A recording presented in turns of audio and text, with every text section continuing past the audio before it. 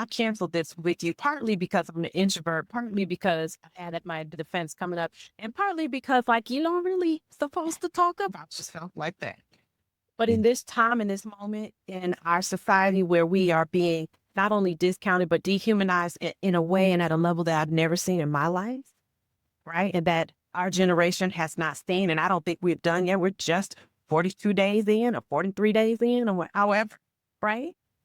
In this time and in this space, I feel the need and I feel called to remind us of who we are and how we made it to this place. Done this before, and none of it will change who we are if we're intentional. I had no idea that my dissertation would take as long as it did. I had no idea that Radiant and Riser would emerge from it, but I'm amazed at what the divine and our ancestors do with timing.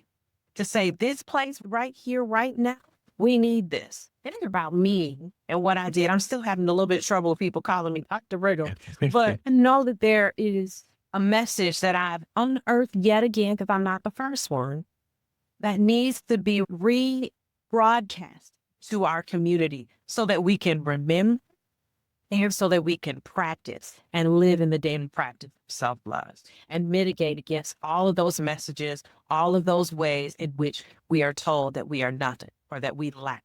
Here on merit. So if meritocracy is the place that this administration wants to go, then let's go. This is Social Justice Origin Stories.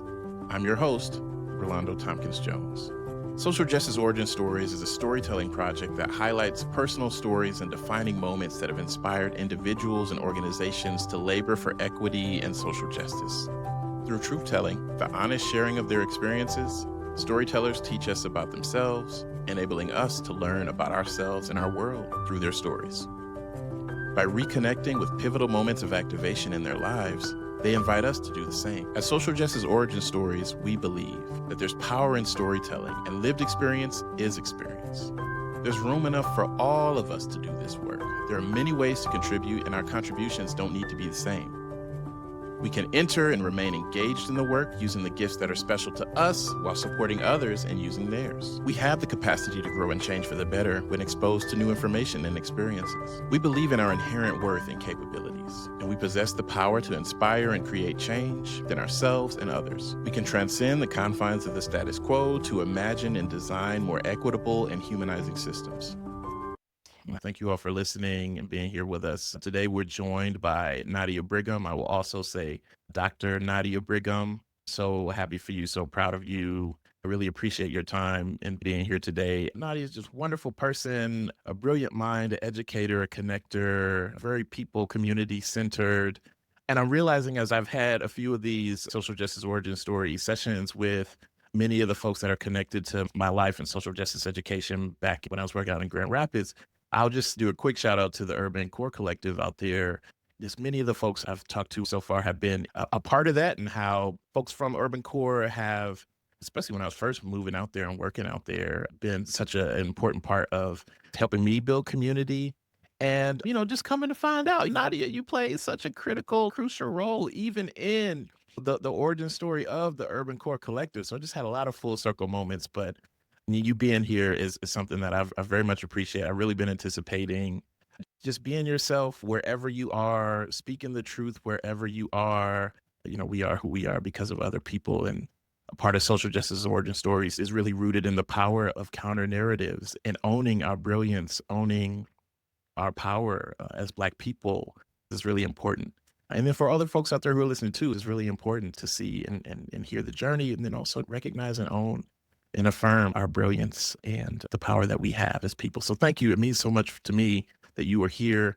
And I'm looking forward to talking with you a little bit about aspects of your social justice origin stories and the good trouble that you are up to these days. It's an honor and a pleasure to be here. I'm so thankful. I've been looking at the different stories that you've been gathering and curating, and they have been incredibly powerful. We often look at where people are now and understand the journey that got them there, or the catalyst that got them. So thank you so much. My name is Nadia Brigham. The core of me, of what I try to be, is consistent. And when I say consistent, I mean showing up as I am in whatever spheres I show up in, to be authentic with myself. Not only in service of myself, but more in service of people that I'm around who often miss the opportunity or aren't afforded the opportunity to show up authentically. My theory is if I show up authentically, they will be inspired or take the opportunity to show up as well. And so I try, and it's also about protecting your peace and your joy. Trying to figure out which mask you're putting on is just too hard. So I try to show up consistently. I'm a Capricorn, and I would argue that I'm relentless when I get my mind fed on something or principle I hold. I can't move. It's not a choice. It's not choosing to move. Much of it is like, I can't. This is who I am. I don't know another way to be. And so I try to stay grounded in who I am, my principles, my values, and they mean a lot to my integrity. Proud wife to my childhood sweetheart and friends. We are parents of 3 amazing children, but 2 of them are adults. Our baby girl is going to be a freshman in high school next year. I can't believe that. Just the thought of that makes me. And we are the proud grandparents or lovey and papa to 2.5, 2 3/4 of grandchildren. We have grandsons 3, granddaughter who will be 2 in a couple weeks, and grandson on the way. Daughter, I'm a friend. We am an intellectual activist.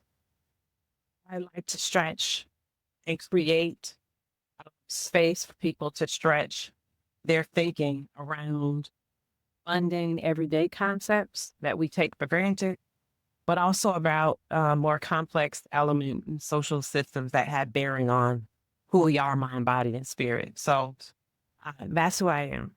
I had a reaction when you said, I'm paraphrasing, but supporting people in thinking about those things that we take for granted. Because we get to talking about power, a lot of it is embedded in the things that we take for granted. And so that you have dedicated yourself to raising those things is really important. You said that. I was like, yep, that's spot on. As you consider your own social justice origin stories, some things that came up in preparation for our time together, you talked about your life's work in racial equity, your doctoral research about internalized anti-Blackness, and how those things have led to the creation of Radiant and Rising, a venture that's focused on helping Black people center self-love, peace, joy as a daily practice. There's something about understanding your story. When you become middle-aged, I guess what I would be called, the beauty of being in this period is the clarity, the opportunity that you get to reflect on everything that had happened to this point and to make new meaning of it. So at the time, you might have experienced it as horrific or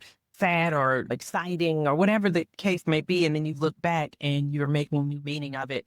And I think part of the new meaning is sort of the life that has happened since that is now part of that collective experience. And I would say my origin story started when I was 3 years old. 4 years old. I was in preschool. I was in Mother Goose Preschool in Elton, Illinois. And I loved my preschool for so many reasons. I still eat fools with applesauce because that's what they gave the kids rather than giving them all the sweet syrup and stuff. There's certain smells that bring you back to that place. But the spark that made me know that something was wrong in the world and that something might be wrong with me, that came later. But in that moment, I was feeling like something's wrong. I had a friend, a best friend, her name was Mindy. She was this little blonde-haired, blue-eyed girl. It played every day on the monkey bars that were shaped like a fire engine. We had this huge apple that we would get in and roll around because it was like a rolling toy. And we said, we want to go to each other's houses. We should try to, get together. So Ron, can Mindy come over or can I go to Mindy's house? And he's like, the next time her mom is there, at the same time I am. I just remember the energy. I remember her being jovial and saying whatever she said. And then I remember, again, I don't remember what is being said, but I remember the energy changing immediately and my mom pushing me behind her. And then Mindy never came on. Okay. Her response was, well, no, Mindy can't come over. I was just like, what is that going? I remember knowing in my board that something happened. And it was that. And it made me mad. So what I did because I was 4 and still learning how to wade through my emotions. What I did was when Mindy came to school again, tore her book up. I took her golden book, which she brought for show and tell, and I ripped it up. And then I went and sat down. I don't even know what happened after that. I know I probably got in trouble from the teacher or somebody, but I don't know what happened after that. I don't remember ever thinking about race again. There was something about that moment that let me know that it was something about our difference that was getting in the way. But I just knew it. I didn't ever think about it again until I moved to Benton, and I was 10 years old. I'm in from Elgin, which was we had neighborhoods that were, redlined and designated and, gentrified, all the things. But in my neighborhood, and where I went to school, you had diversity, Latino, so it's specifically Puerto Rican and Mexican. And then you had, in particular, white people and Black people. So my class was like that. And then I moved to Benton Harbor in the middle of a school year, towards the end of the school, February of 87. Moved to Benton Harbor, where it was 99.9% Black. Every student in my class was Black, except for one young woman who was from India, right? A little girl. It was such a culture shock because it wasn't just that they were Black, but I spoke differently than them. And so I was like, they're a different kind of Black. I don't understand them Black, right? I went to school in that district from February to June, May, whenever school let out. And then my mom put me in a desegregation program. And I graduated from a desegregation program in the state of Michigan and Southwest Michigan. These 3 elements were the catalyst for me to do this work.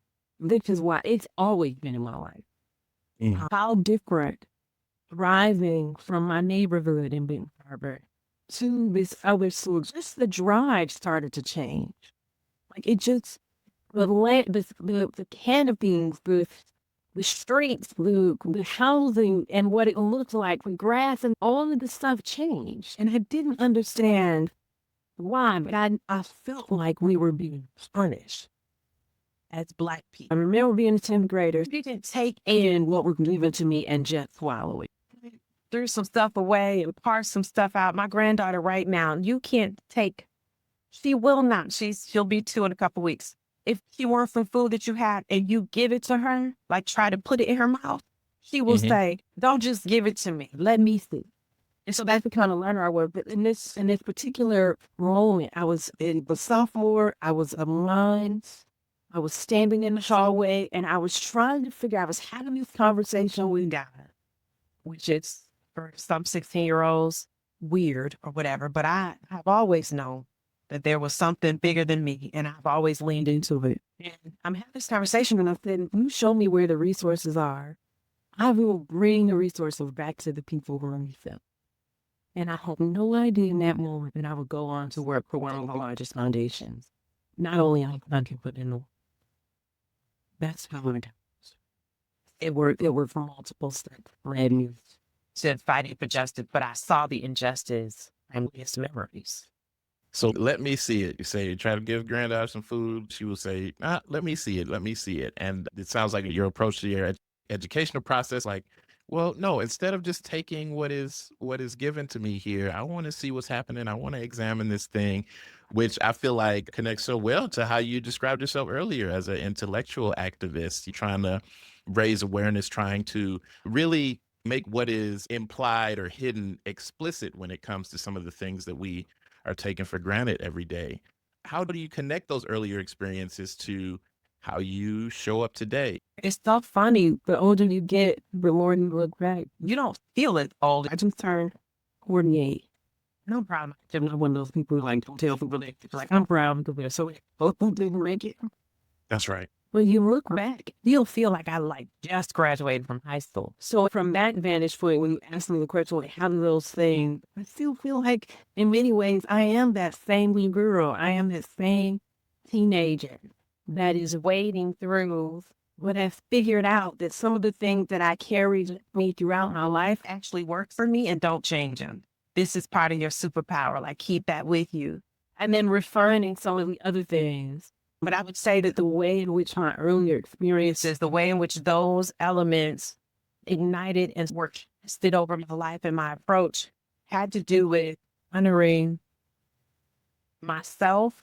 If it was a journey to get there, but learning how to love myself and be in a practice of loving myself, because at every turn you're discounted, right? Whether it's 3 years old, wanting to play with someone whose parent may not have felt like I was worthy, my family community was worthy of the playmates or whatever the case may be, to having a school counselor tell me, your teen mom, you should just go get a job. Don't worry about going to college. Or going into this large foundation as a 26-year-old and being given opportunity that I never imagined with people and leaders across the country and the world, which I never imagined. And being able to take that level of authenticity, like something about the 40-year-old experience let me know really quickly, like, wait a minute, I'm going to stand in this. There's nothing wrong with me just the way I am. I think that's how I stand in this unapologetic, consistent, like, this is who I am no matter where. I'm not changing. I'm turning myself into a pretzel so that someone else can be comfortable with me, so that someone else is not intimidated by my passion, so someone else isn't intimidated by my intelligence, which I get. Someone isn't intimidated. Now, this is one that was given to me that they tried to stick on me that I threw off. But I will say, because I had an experience where a woman once said to me, you think you got the position because of the way you look. And I was like, what do you mean? What do you mean the way I look? Right. What do you mean? And I'm not one of those, I can be in the back range for them, just doing my work. And I think that comes from my upbringing too. I had a fierce, amazing grandmother who was now an ancestor, and I believe an active ancestor in my life, a righteous ancestor in my life. I canceled this with you partly because I'm an introvert, partly because I had my defense coming up, and partly because, like, you don't really supposed to talk about yourself like that. But in this time, in this moment, in our society where we are being not only discounted, but dehumanized in a way and at a level that I've never seen in my life, right? And that our generation has not seen, and I don't think we've done yet. We're just 42 days in or 43 days in or however, right? In this time and in this space, I feel the need and I feel called to remind us of who we are and how we are and how we made it to this space. Done this before, and none of it will change who we are if we're intentional. None of it changes who we are. We're intentional. One, also fellow introvert, and then the introverts out there who are listening, I'm sure can relate in some ways to what you shared. Yeah, make the work about the people you're trying to serve. It's not about you. And one of the things that can form this project for me is that. And then also, there may be someone out there who has something that they want to do, who may have heard in the ways that you have heard. I've had some experiences here too, that we don't matter, that our voice, our perspective is not. And one of the ways this shows up and informs what I do here is just the power of someone else who may be in that space, hearing a story from someone who is doing their work in their own ways. I love so much what you said. I loved it. I'm okay with being in the background, and I definitely be in the background. I'm, talking in front of people and stuff. That's actually one of the biggest fears that are out there for a lot of folks, public speaking. And it has folks in my own life who have shared things around, like, there's a way you can do this that does not make it about yourself, but in your visibility, in your message, in your sharing, it actually is the thing that will help someone move further along in their journey, or shake off those messages that they're getting, that they don't matter, that they're inferior. And so I so appreciate you sharing that, because I feel like there's so many people out there that can relate to that. Like, you know what? I'm cool. I'd rather be in the background doing my thing, and then also can hear and see the power in your work and the power in your story, and be reminded that, I'm a part of this too. There's some things I can do as well. And I love how you say you're just reminding us of who we are and how we got here. All of the things that you're sharing, the dehumanization that's on a level that we have never seen in your lifetime. Our stories, your story, our stories are more important than ever.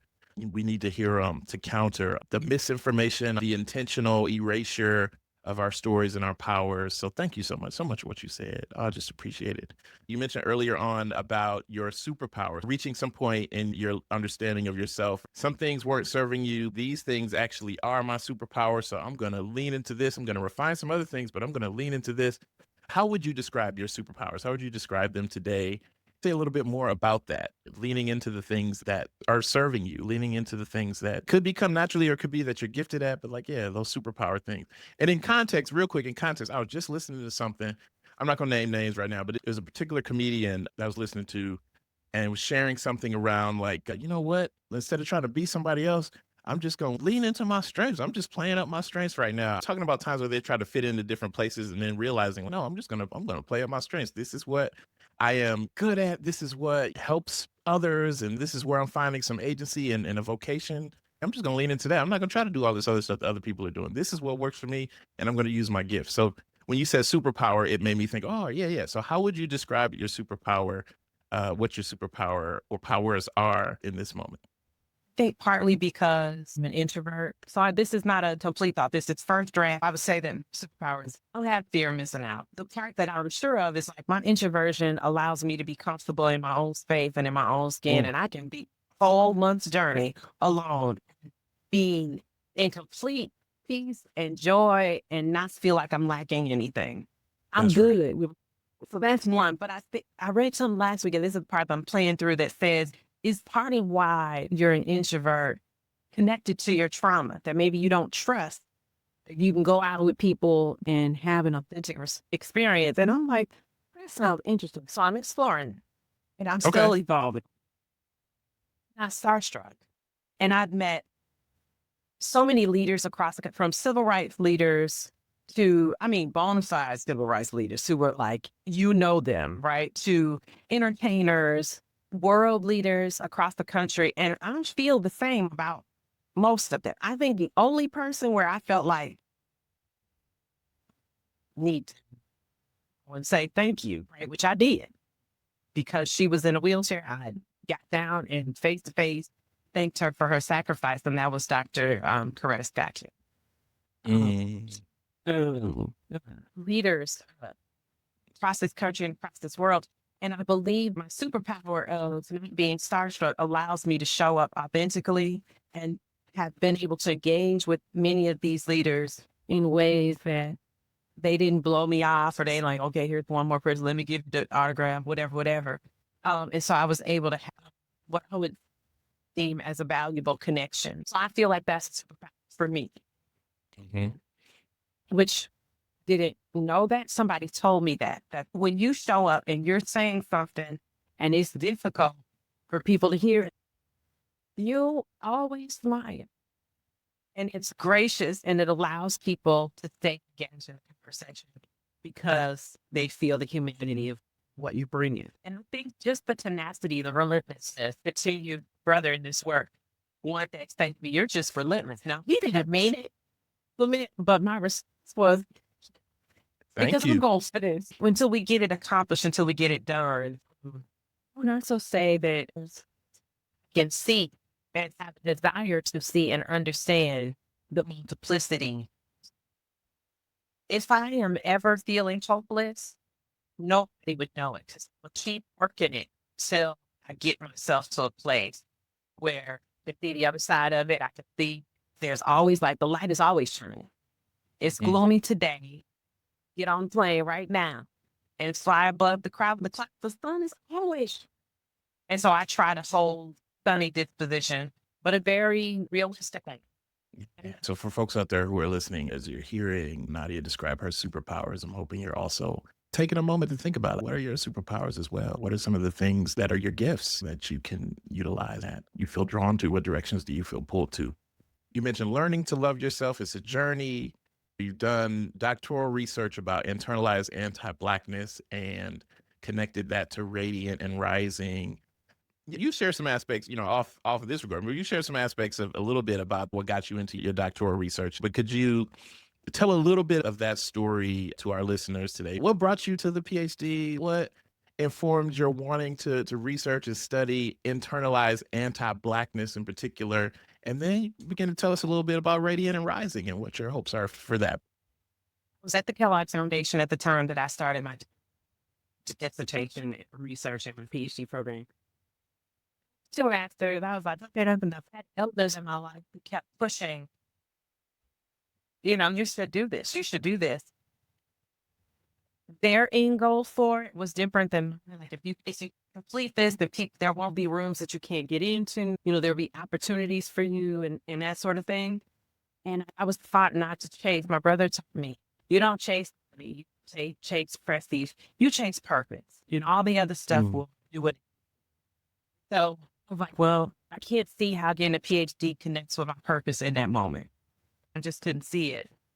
And we started to do work looking at culturally relevant practices inside of traditional schools, like language immersion schools in Hawaii or in South Dakota, where they were looking, curating and documenting native indigenous languages to that particular geographic location for indigenous people. I was looking in Philly, where they had early childhood programs. It got me thinking, like, the outcomes that they were seeing in their programs across the country with children of color who were immersed in their cultures as cultural assets towards their learning journey.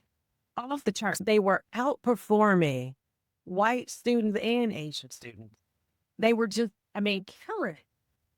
What is that? And what's getting in the way? We naming what's getting in the way. And so I started to think, well, is this something that I could study and study authentically from what interests me and connect it to the work that I'm doing and what I want to be doing? So I started looking at PhD programs in sociology because I knew I didn't want it to be in education, because I wasn't necessarily interested in education per se. I was interested in social reproduction and interested in discourse, and the stories we tell ourselves and the stories that are embedded in us, but also what are the mechanics around how they get embedded in us. And so I started to look at education and look at textbooks in particular. And I wanted to know, what were the stories that these textbooks were containing about Black people, such that they were either constructing or maintaining or reproducing narratives that were becoming internalized not only by Black students, but also internalized by other students of how they should think of and look at Black people. I first looked at cross K through 12. I ended up looking at fifth grade social studies textbooks, because social studies is such pivotal. Fifth grade is such a pivotal moment in the learning journey of students. It's where things begin to get concretized, particularly about who you are as a citizen of whatever place you're in this case, the United States. It's also like where you learn, like, what does it mean to be a citizen? So values and all of those things are baked in. So the economy, psychology, geography, history, all of those things are baked into social studies. So I began to look at those stories. And it took me a long time to do my research because it was difficult, not academically difficult, mentally really difficult to see, oh my word, look at how they're talking. Look at how they're seeing us. Look at how these messages are being, and how the birthplace of social studies was started by a man named Jesse Jones and Hampton, white guy, who was building social studies curriculum to help Black people post-enslavement stay in their place and not push too fast about change, right? The change that they wanted to see. The oppression that you're seeing. These are paraphrases, but very, very much close to the quote. And so I started doing the research and the themes around how we are seeing, which is basically that we are commodified. We are seen connected to the economy. So it's always like, what can you do for me? Can you work for me? How can you be subservient to me? And any level of agency or leadership is subservient to the idea of commodification of us and is exceptionalized, right? So the Harriet Tubmans and even that story is minimized. They're exceptional. And the bifurcation of stories around what it meant to be an abolitionist versus what it meant to be a person who resisted and revolted. Those who revolted, the stories were about 2 sentences long, and they always ended the same way. They were hung or executed in some way. As I was doing that, it was so emotionally heavy that I had to figure out what was. So I used constructed grounding theory. And so what that afforded me was to write memos about what was coming up for me. So I'm doing the research over here, but I had these personal journals over here. Internally, how am I doing as I'm doing this work? When I begin Ready to Rise and emerge from that, which the name, like, it's just like so amazing that it ended up being the name, because it emerged from me, not from the beginning, But in the end of my dissertation research, because then I began to go back through my research about like what was helping me be able to keep my focus. Yes, this is what the world feels about you, but this is who you are. And what emerged were these 5 themes that were not just important for me, but that I have encountered throughout my life and in the lives of others as I read their stories throughout history of us in our community. And there were 5 things. Revolutionary joy. No matter what we're going through, no matter what's placed before us. You think about our journey in this country and this notion of loving freedom and wanting freedom. I'm not talking about the people who saw freedom on day one and were taken away and was like fighting for that thing that they knew. I'm talking about the people who were enslaved year 146, but they were relentless in search of it, right? Even in those dire circumstances, they still found moments of joy. Even still, right? Even still. The second thing, we express ourselves in amazing ways that people co-opt and again, commodify and take from us. But we express ourselves in our hair, in our name, in our dance, in our language, right? These are parts of us that we do naturally, that have been done since our ancestors took the language, cobbled it together, even though they didn't speak each other's languages, but they took English and they said, we don't understand it, we're going to figure it out, and we're going to continue to innovate. We continue to do that today. So expressing ourselves, telling our own story, no matter what has been said, there were always enclaves where we told the real story. The real story, yes. Let me tell you how it really is, right? That's always been culture, and it's a cultural aspect. Shine together. We've always tried to find places where we are creating community. I've been telling people about this is what you're doing with the origin stories work. You are who are doing this work through spoken word, but also through the written word to say you are not alone. This is an ecosystem of social justice fighters and warriors who are trying to do this work. When we move to a different place, when we've lost family or been disconnected from family, we are always creating new, and that has been with us since before we got here. That's right. And then regardless of the narrative surrounding us, we come from a legacy of love. Individually in our family, collectively in our communities, we're always expressing love in different ways, and it's evident in us. We've forgotten that those 5 things, there are probably more, but I picked up those as I was reading through, and I just wanted to give it back to our community and say, don't forget. And I had no idea that my dissertation would take as long as it did. I had no idea that Radiant and Rising would emerge from it, but I'm amazed at what the divine and our ancestors do with timing. To say this place right here, right now, we need this. It ain't about me and what I did. I'm still having a little bit of trouble with people calling me Dr. Brigham.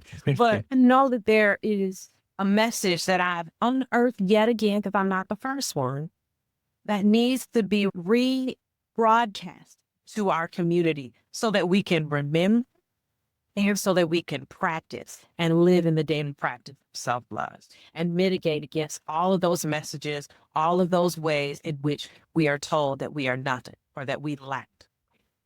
Here on merit. So if meritocracy is the place that this administration wants to go, then let's go. Because many of us have worked, and it has been a thing that we're now pushing back at. But many of us have worked twice as hard to get half as much. Let's go. Radiant and rising. Let's go. Let's go. Let's go. With all of the chaos that is swirling, with all of the anti-Black messaging that is so prevalent, what are some of the daily practices? What are some of the things we can do to center our self-love, our peace, our joy? It's such a needed service, such a beautiful practice, and it's also rooted in our journey. It's rooted in the things that got us here and that are going to get us to where we need to go. Just so incredible work. Oh, go ahead. I see you taking a breath. I said thank you publicly because you were an editor, a reader, a contributor. Probably wanted to express Radiant and Rising, and the feedback that you gave was invaluable. And so I just want to say thank you publicly for partnering with me. Absolutely, absolutely. And as I was reading, as I was, you reading, doing editing, it actually the process of me supporting you in that was also I was getting that rejuvenation. I was getting the support that I needed. And so yeah, this is so important, you all. What are these daily practices that we can incorporate to remind us of who we are in spite of so many messages that are intended to make us to forget, you know? So yeah, I'll never forget it. I'll never forget it. I was glad to be a part of it too, So thank you. Thank you. So reminding us of who we are, who are some of those people for you? It could be people, it could be books, it could be events, experiences, but what are some of the people or things that informed and shaped how you show up to your work? I know you mentioned your brothers. Hey, don't chase the money, chase the purpose. And not only can I say I'm seeing that being consistent in how I've experienced you, even in your storytelling, I'm seeing the connections to that. Like, hey, this ain't about me, y'all. I'm in it, but it's about the people. It's about fulfilling those needs that are out there. We talked about your research on anti-Blackness. And so I know for me in my journey of unlearning anti-Blackness, it's like, hey, had some people who gave me some counterexamples, some specifically like when you were talking about the landscape changing and that, I think we talked about this, but that I'm thinking of my earlier story too. I used to run track in high school and I would run through the neighborhood and I got this specific intersection in my mind in the city of Detroit. And the further I would run down this road, I would see the landscape change and then I would have to turn around and come back and see the decrease in different ways. I noticed it was racialized. But I had folks who would break that down for me, who talked about, no, there's history connected to this. So like, who are some of those folks for you? And I'm just naming a couple of things, but like, who are some of those folks for you that contributed to the formation of Nadia today in terms of how you approach your work? So ultimately the elders, my grandmother had a group of friends. I spent a lot of time with my grandmother when I was a kid, going to church and mission and all that kind of stuff with her. Grandmother was quiet force, but she was a force. She was a force in my life. She wasn't very talkative. She wasn't a loud force. She was just the way in which she lived her life, caring for people, whether it was clothes or food and caring from them sacrificially, not because she had a lot of resources, but because this is what you did and you just trusted God was going fill you up on the other end. You didn't have to worry about that. You needed to worry about caring for the people in front of you. So she did that. My mom and her and I often, used to tell them, and I tell my mom, they have an incredible ability to forgive and forget. And I'm trying to learn that. I'm better than what I used to be. They were incredible examples of that. Dad is just incredible fire. Like he gonna tell you like it is, and he might not even say it with some grace. He gonna get it exactly right. And, Exactly how you, yep. exactly like this is what he's gonna bring. And it's gonna be truth. And it's like, I am a perfect blend of my mom and my dad. Can't speak truth to power, but do it in such a way that makes them feeling whole. And I try to live out my principles. Like, I don't want to just talk about it. I actually want to be the thing that I'm supposed to be. Brother, of course, who taught me single-handedly was the person who announced about the brilliance and greatness of being Black. Mm-hmm. My brother moved to Africa a couple weeks ago. He's now living in Ghana. It's amazing. He just taught me how to interact and know your story and know your history and don't run away. Analyze the incoming. Don't just, take it. Even though I had a little bit of that as part of who I am, he single-handedly helps me hone that as a skill to kind of take it in and analyze. And then, my husband, we've been friends for a long time. He's a trusted place. We've been friends since we were 10. The way in which he walks through the world, caring for people, serving people, thinking about people, holding the hurt and pain that people have. He's a quiet force, but he's a force. And I trust him to give me the truth in ways that I don't trust anybody else walking this earth. Mm-hmm.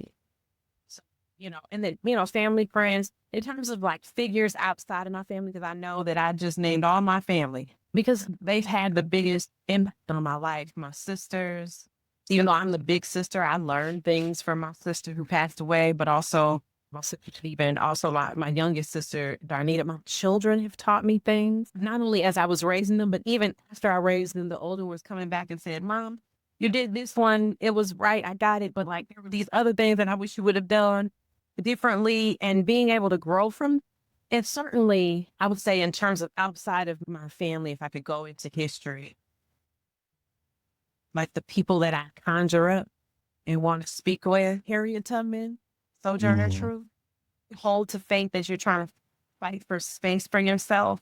How do you have boldness and courage to go back, just escape for yourself, but to go back 200 plus times and then go be a spy and then go be a nurse and do all of these things under these circumstances? That's true. Certainly W.E. Du Bois. Oh my word, the conversations we have. Let me be clear. I talk to my books in the margins when I write. So when I'm reading an author, talking to them in the margins, and the conversations that we like. He's a sociologist. He taught me how to be a sociologist. I fought for space in sociology for me to center him as not like an extra sociologist over there, but as a central one for the experiences that we have. Patricia Hill Collins. Yeah, Charles Mills, who wrote The Racial Contract. More contemporary folks, Ta-Nehisi Coates.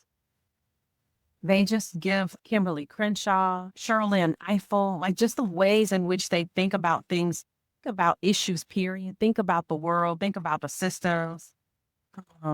But how they take the complexity and distill them into something that people can touch and hold, to do something about. Their stances that they have taken, some very unpopular, but nonetheless very useful for me, and the example of it helps me to take stances. So those are just a few. I don't know, I'm missing. This is the trouble you get into when you start naming people. Is I'm like, I should have named, but I'm moved. I pay attention when I come in contact with somebody in the flesh or somebody through their bodies of work, and pay attention and I hold to it. And I think all of those things kind of shape it. You can't unknow it, so it's impressing upon you in some way. And those have been few of them that have been helpful in shaping who I am. We are who we are because of others. And so the other part of this question is, for the folks that you've named, for the works that you've named, what would you say to them, or in terms of appreciation or gratitude for their investment, for the work that they've done, how it impacted you? What would you say in terms of gratitude? And I like this one among many different reasons. One of them is rooted in, at least for me, when I put this question into things that I would ask folks, is I think, it's always important to give those affirmations when we can to folks. And then also, it's a way of us recognizing none of us get here by ourselves, But the question itself, I know you say we get into trouble sometimes when we don't name everybody, but it's just this particular snapshot in time. But in the response, perhaps, it might even support folks that you have named and folks that you haven't named. But yeah, what would you say, just to speak to gratitude for the impact of their influence on you? Sometimes when you come from where I come from, and I'll speak to the known leaders first. Sometimes when you come from where I come from, books, documentary, how you get to know people, and they give you inspiration. They give the ability to dream and vision about possibilities that beforehand may have been visible to you. I'm thankful that they took courage, whether it was because they were Black women in particular, living in a world that doesn't value women in general and definitely don't value Black women, right? Or they were themselves locked in chains and trying to get free themselves and help other people be free, whether they were locked out of educational opportunity or those opportunities were diminished in some ways, but they fought through it anyway, and gave us amazing contribution, content, energy, spirit, force, power to know how to know that it can be, it's a possibility and it can be done. So I'm thankful for, and you know it wasn't done with us. So I'm thankful that they documented, that they wrote, that they published, that they fought, that they went, thinking about Kimberly Crenshaw, that she fought the legal battles that needed to be fought for Black women in particular, that Eugene Collins fought for theory around what it means to be a Black woman. And I should say to Kimberly Crenshaw, I served as a young, I must have been 25, 26, when I first got to the Kellogg Foundation, 26. And I served on this committee with her, and I had no idea who she will need to say, I'm sorry for the way that my young self showed up. She made space for me to be folks that we were there to do. And I'm grateful for that. So that's what I would say to them. I would say to my family, what they have given me, the feedback, the love, patience. All the time I was like, I'm sorry, I got to do this other thing, or I'm working or whatever. The love that is unconditional from my family. We have this joke in our family. Once you're part of our family, you're part of our family. Even if we're not blood related, even if y'all got a divorce, and so that ain't got jack to do with us. Once you're part of our family, and it speaks to the level and the power and the love that family gives. And I'm just grateful for my family living out. Every one of us are different. Paths are different. People are living their lives in the best ways that they can. And I believe it's about all people. The best way that they can at any given time. All of that, all of the lives that have been lived, all of the paths that have been trailed has given contribution to my life. So yeah, I'm just thankful to all of my family for what they've given and what they sacrificed for me. I have 3 finish the statement prompts that I share with folks. I'll put the statements out there, and then you just can respond to them, whatever comes to your mind. Again, it's a snapshot of where you are in time. Your answer could change 6 months, a year from now, but just where you are today. Finish the statement. True social justice is possible when? True social justice is possible when we have acknowledged and created space for the necessity of healing. We got to have social healing as part of the social justice story.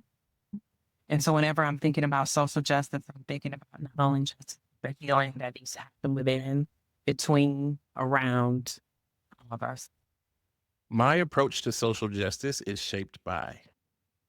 I would say that my approach is shaped by the beliefs, my values, my love for humanity, and my desire to have all of humanity valued in the way it deserves to. Understanding and sharing our social justice origin stories is important because life is short, and we need to nurture and grow and create space for the future generation of social justice warriors. We need to document our cultural assets in those leaders that we have now and honor them in that documentation. And we need to be able to find sources in this time and in this space that we can draw from as we are living in social injustice. Thank you. Speaking of the next generation in particular, it is my hope that these stories will outlast us. And so for future generations who would come across these recordings, who would come across this recording many years from now, is there any wisdom you'd like to pass to them? Anything you'd want to share with them? What would you want them to know? We hear a lot about how young people are filled with anxiety and that some of them are feeling fearful about the future. Hear it with the young people in our family, like fear is a thing. And oftentimes when I was younger, I wish I had known this as my younger self too. Oftentimes when we look at people who are older than us or they share their story, they don't talk about the nuance and the nitty gritty of what they had to go through. And I would say to young people, fear can be fueling. It doesn't have to stifle us from moving. And this is what I tell young people. It's not that there are moments or seasons where I'm not filled with fear. I'm not afraid of fear. It feels weird to say. I'm not afraid of fear. It gives me a sense of groundedness. Maybe it's my nervous system telling me to pay attention. It's how do I use the fear to propel me forward towards the thing? I'm not going to let fear stop me. So my encouragement would be young people, yes, there will be moments where you're fearful, but don't let that stop you. Develop a plan around your fear, use it as fuel, and let's go. Let's get it done. We can do it. Thank you again. And then also, this is a newer question that I've started asking people. If you could put a title on the story that you just shared with us, what would you call it and why? Again, it's just one of those snapshot questions, right? It's the only answer you need is the one you have. But yeah, if you could put a title on it, what would you call it and why? And you're gonna call it whatever you need to call it, because creativity takes me a minute. Maybe I'll stay in the vein of like not necessarily a title, but I'll give you like what this conversation has put me in the mind of. It's put me in the mind. I actually have an article coming out on personal mastery. So how to use reflection to support your personal mastery. Something that deals with personal mastery and reflection, and how those reflective moments about your own life and contribution and desire or future, desire for a particular kind of future, having that space to reflect upon it can actually be a helpful personal mastery tool. All right. So be thinking about that then, personal mastery and reflection. And I think there's a through line between what you said with that. I'm not just going to take what you said. I want to see it. I want to be able to think about this. Or how you talked about earlier, realizing what your superpowers were, reflecting on that. I think there's a lot of use for that for folks who are listening too. So yeah, personal mastery and reflection, how you can use reflection to help you and support you in that personal mastery. I like that. All right. So thank you. Thank you so much, Nadia Brigham, Dr. Nadia Brigham. Thank you for being here. Thank you for believing in me and believing in this project to lend your voice and your strength to the narratives that we're gathering here. I appreciate you. Thank you so much. Thank you, Rolanda, for having me. I appreciate you. I can't wait to catch up. Absolutely. Thank you for listening. If you enjoyed this episode, please leave a review on Apple Podcasts and subscribe to Social Justice Origin Stories there or wherever you get your podcasts. You can also watch video episodes on YouTube at Social Justice Origin Stories, and I'd really appreciate it if you subscribe there as well. Video episodes are also available on the project website, socialjusticeoriginstories.com. I'd love to hear about how you're engaging with the stories. Share your thoughts at socialjusticeoriginstories.com/contact or by emailing stories@socialjusticeoriginstories.com. To support the work of Social Justice Origin Stories, consider becoming a monthly patron. Your contributions will help keep this resource going and support its mission. Visit patreon.com/socialjusticeoriginstories to learn more and to make a contribution. Again, that's patreon.com/socialjusticeoriginstories. You can start or stop anytime. Social Justice Origin Stories is edited, hosted, and produced by me, Rolando Tompkins Jones. Many thanks to our storyteller this week and the many storytellers who have contributed to this project. And thank you for joining me this week. Take care.